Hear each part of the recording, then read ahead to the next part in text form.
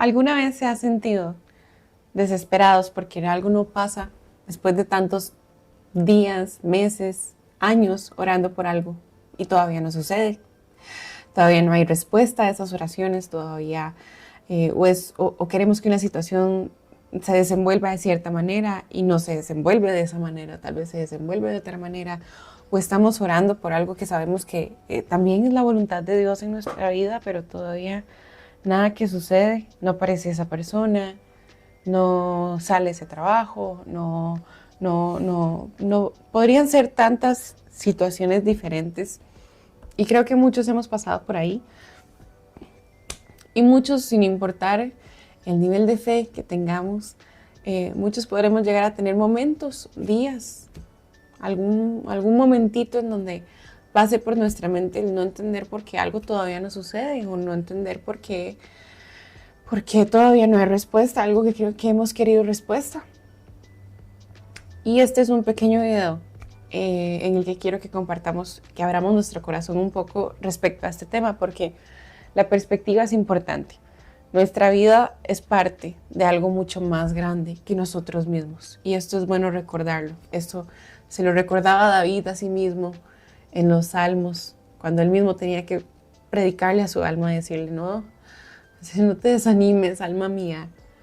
Sigue adelante, confía en Dios. A veces nosotros mismos tenemos que recordar eso. Tenemos que decirnos eso, decirle eso a nuestra propia alma. Y hoy precisamente quiero que recordemos que esta es una historia mucho más grande que nosotros. Desde el momento en el que Adán y Eva pecaron y creyeron la primera mentira en ese momento, que era que una vida completa o disfrutar de la vida, una vida llena iba a ser separados de Dios. Y en el momento en que pecaron y creyeron esa mentira, nuestra relación con Dios se había roto. Sin embargo, esa fue la primera vez en la que se prometió que Jesús iba a venir, que iba a venir esta salvación, que iba a venir. Ahí, en esta historia de Adán y de Eva, empezamos a tener un poco de esperanza como seres humanos, como la historia de la humanidad. Y ahí se menciona la primera vez, o la primera profecía mesiánica en el que, o la que hace que el pueblo de Israel esperara a este Mesías, o sabía, o supiera que había una promesa por ahí que decía que Jesús iba a llegar en algún momento. Ahora, pasamos por Abraham, pasamos por José, pasamos por Moisés y el Éxodo, pasamos por el exilio, pasamos por muchísimos años dentro de esta misma historia en donde ese hombre, esa promesa todavía no llegaba, eso no se cumplía todavía. Venía David sabía sobre esto y aún así se retomaba fuerzas en recordar esta promesa, pero no sucedía todavía. Y el pueblo de Israel esperaba y esperaba. Tanto que incluso hubo un punto entre el Nuevo Testamento, entre el Antiguo Testamento y nuestro Nuevo Testamento, entre el libro de Malaquías, que es el último libro que tenemos en el Antiguo Testamento, al libro de Mateo, que es con el que empieza el Nuevo Testamento, hay 400 años que son llamados los 400 años de silencio. 400 años en los que no había más profecía, en los que no hay otro libro que se registre, que esté dentro de esos mismos 400 años. Entonces, muchos le llaman los 400 años de silencio. Ese silencio se rompe en el momento en que nace Jesús. Pero para añadir un poco a esa perspectiva, quiero que repasemos a nivel de historia qué pasaron en esos 400 años, que tal vez a nivel bíblico o a nivel del pueblo decía, bueno, es silencio de Dios, pero tenemos la historia. Y hoy casi, más de 2000 años después, podemos ver o hacer zoom out, ¿no? y con una perspectiva diferente analizar qué fue lo que pasaron en esos 400 años de silencio, que realmente no fue silencio. Cosas como que, bueno, por darles un ejemplo, aproximadamente en el año 300 antes de Cristo, nace un niño al que le ponen Alejandro. Alejandro es enseñado, es instruido por un filósofo llamado Aristóteles. Alejandro crece y él es enseñado en artes de guerra, en filosofía, en ciencia, en muchas áreas, en muchos temas. Le llamaban Alejandro el Grande. Alejandro el Grande era el Imperio griego. Él conquista todo lo que era el pueblo conocido, todo lo que era el mundo conocido, porque esto llegó a ser importante. Llegó a ser importante porque Alejandro Magno llega a ser esta persona o llega a imponer dentro de todos estos pueblos conquistados por primera vez este tema o esta idea de un idioma en común. Entonces, el griego se convierte en un idioma que todos manejaban por ahí, alrededor de esos tiempos, porque este imperio había conquistado todos estos pueblos y por ende todos estos pueblos manejaban, aparte de sus idiomas nativos, manejaban también el griego. Era un idioma en común, una lengua en común, por primera vez en la historia. Es algo así como el inglés hoy en día. Si nosotros fuéramos, o sea, si vamos a cualquier otro país en el que no conocemos su idioma nativo, sabemos que de alguna u otra manera decimos algo en inglés, alguien nos va a entender y alguien nos va a ayudar. El griego significaba algo similar en esa época. Después pasa Alejandro Magno, él muere, el imperio se le divide, pasan muchas otras cosas después, pero en realidad ni tantísimo tiempo después empieza a surgir un imperio por allá llamado el Imperio Romano, en el que al final termina conquistando todo lo que Alejandro Magno había conquistado y se instaura este imperio. ¿Qué pasa dentro de esos 400 años y con este imperio romano? Bueno, ellos instauran algo con Augusto César. Él instaura algo llamado la Pax Romana, que era básicamente el convivir todos como un pueblo, con una misma estructura. Y entonces empiezan a construir carreteras que unían a todos estos pueblos y con las que se podía comercializar, pagaban impuestos, y por eso cuando escuchamos la historia de Jesús y que estaba todavía el Imperio Romano por ahí rondando, era por toda esta misma estructura que había sucedido. Ellos construyen carreteras que terminan uniendo todos estos pueblos, y estamos hablando de pueblos, países, continentes. Nace Jesús. Y en el momento en el que nace Jesús, y en el lugar en el que nace Jesús, era el momento y el lugar adecuados. ¿Por qué? Porque el lugar, ese pedacito de tierra en el que nace, es el lugar en donde se unían, o era el punto de convergencia entre esos tres continentes conocidos. Estaba Asia, estaba África, estaba Europa. Eran estos tres continentes que si uno quería cruzar de cualquiera, de uno a otro, tenía que pasar por este pedacito. Israel se había convertido en un punto tan estratégico dentro de toda esta historia, que es impresionante solo pensar en todo lo que pasó en esos 400 años para que Jesús naciera en el momento indicado, en el lugar indicado, y para que el Evangelio justo después se esparciera de la manera en la que se esparció, a tal punto en el que hoy estamos nosotros siendo testigos de ese esparcimiento, de ese mensaje que fue esparcido por el mundo, y hoy, por lo menos desde mi parte, que estoy en Costa Rica, que estoy en América, llegó a mí el día de hoy. ¿Por qué? Porque en ese momento, como dicen Gálatas, cuando tiempo llegó a cumplirse, Jesús nació, Jesús fue enviado y Dios vino a la tierra, Emmanuel. 400 años de silencio después, en el que si hacemos zoom out, como cuando estamos perdidos y tenemos que vernos en el mapa y hay que hacerlo más pequeño para intentar ubicarnos donde estamos.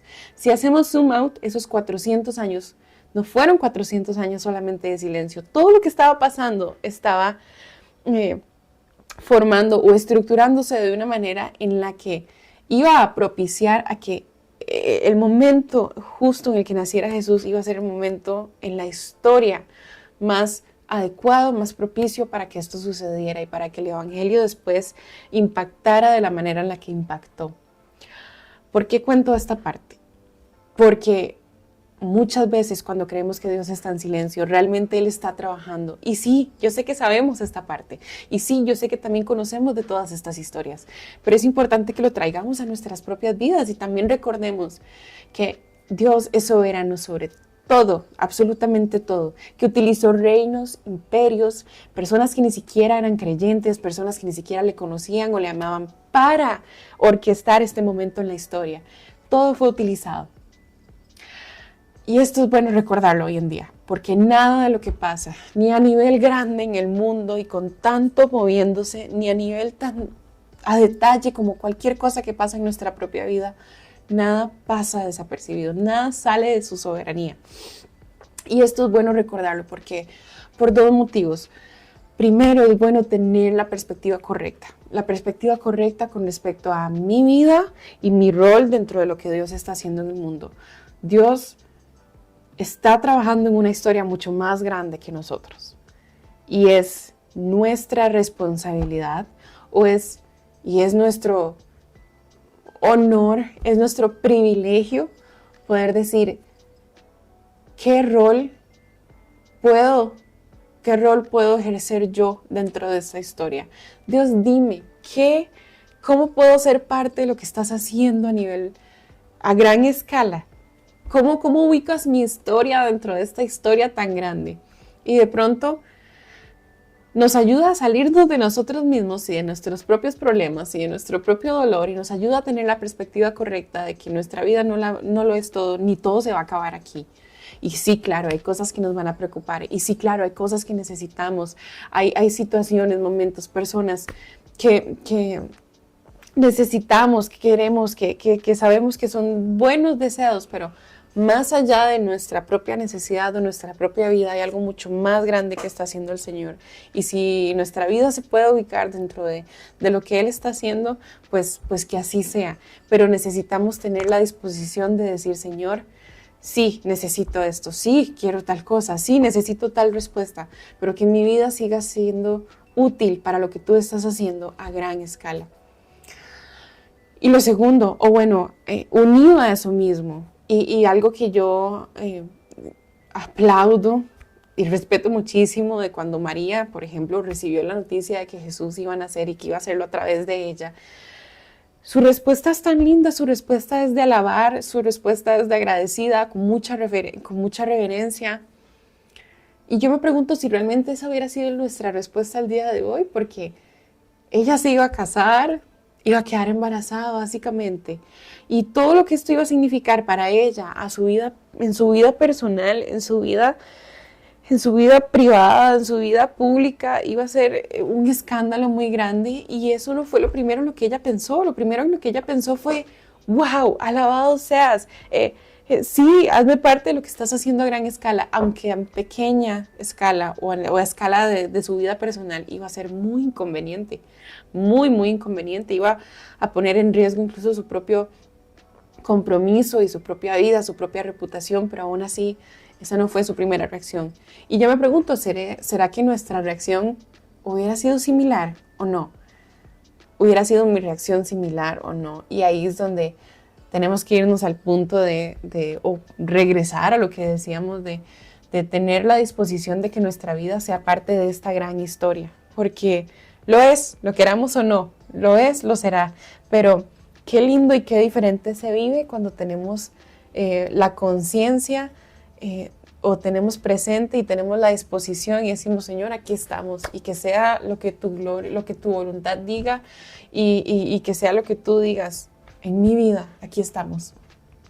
Así que nada más quería recordar que es importante alinear nuestra perspectiva, no solamente a ver nuestra vida y todo el área que es importante que construyamos, es importante que veamos nuestra propia vida, pero que esto no sea todo, sino que sepamos de vez en cuando hacer ese zoom out y decir, bueno, aquí estoy, quiero ser parte de lo que tú estás haciendo. Y no es ¿por qué no has aparecido, Señor? O ¿por qué no me contestas? Es cómo alineo mi vida y mis deseos a lo que tú estás haciendo en este mundo.